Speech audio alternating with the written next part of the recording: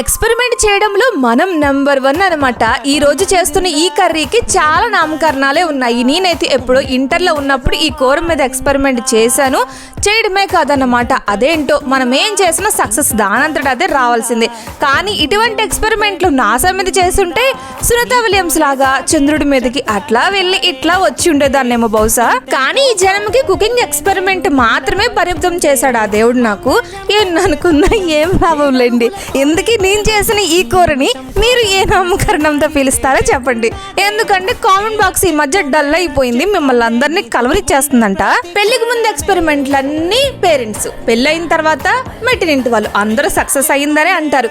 ఈ కర్రీకి జోడీగా చపాతీ, పూరి, పరోటా ఏది చేసుకున్నా మీ ఇంట్లో వాళ్ళు మీకు 100 out of 100 మార్క్స్ ఇచ్చేయాల్సిందే. ఇంతకీ మీరు చూస్తున్నారు కదా, ఈ కర్రీ అయితే చాలా బాగుంది. నేనైతే తిని చెప్తున్నాను కదా, సూపరు. నచ్చితే కనుక సబ్స్క్రైబ్ చేసుకోండి.